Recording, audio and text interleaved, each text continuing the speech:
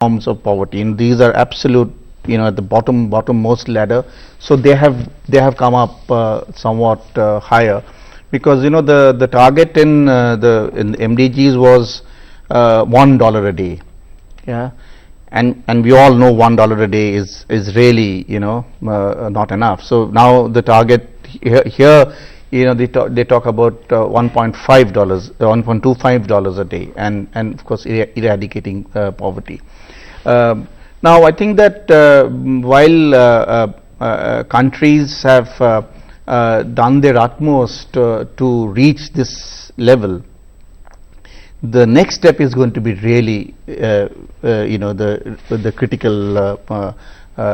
critical step, because here we are talking about eradicating these worst forms of poverty, and there are sort of major issues, major bottlenecks in terms of institutions and capacities. And that's where the question that Mr. Gadok answered, looking at the big picture, that comes in, because that issue really cannot be addressed unless you have an equitable distribution, or at least providing the people who do not have the means to actually come up the ladder the means to do so. And here you're talking about education, you're talking about health, you're talking about all kinds of productive resources. So this is the real challenge, which actually then is weaved into the other sort of goals that we have.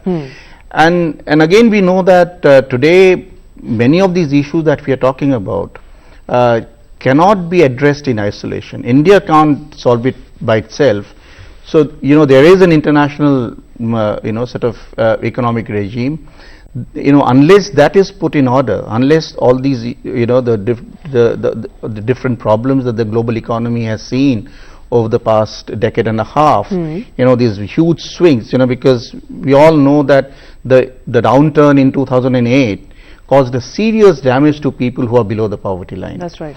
So you have to get the global economy on some kind of a smooth track, get all those elements who create these destabilization effects to really be looked at in a more in a proper manner, to rein them in.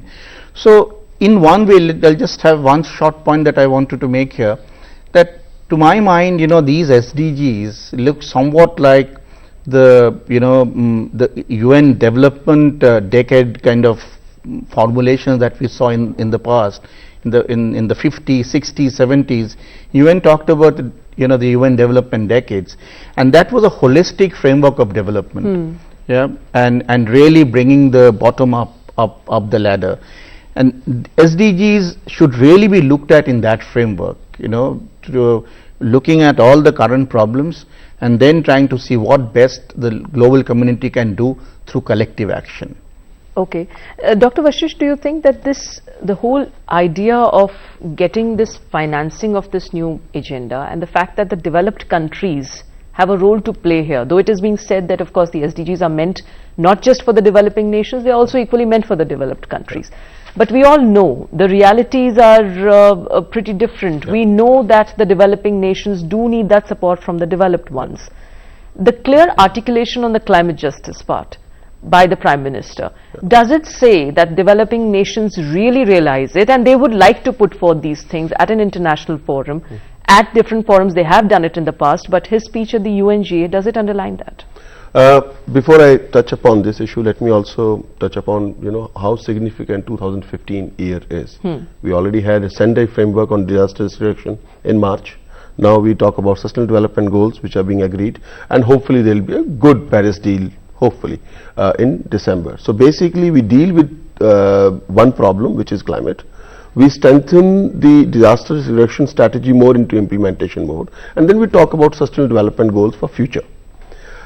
Sustainable development goals, the way it has been articulated, I think already indicates that developed countries has a role to play in terms of reducing their wasteful lifestyle. I think they need to do that. Sustainable consumption and production talks about that. Second, there is a responsibility on developing countries in terms of poverty eradication target again, but rather than following conventional pathways, I think they need to innovate their own approaches to achieve it. They cannot follow the pathway that developed countries have been playing. The biggest fight, that's my fear, is going to be the next year when we'll start talking about, we are already talking about financing for development, and there is a financing for climate change also. Both goes hand in hand. Yeah. There is a Green Climate Fund with 4 billion pledged, no, 10 billion pledged and 4 billion already contacted. Hopefully there will be more announcements tomorrow in UNGA, because ahead of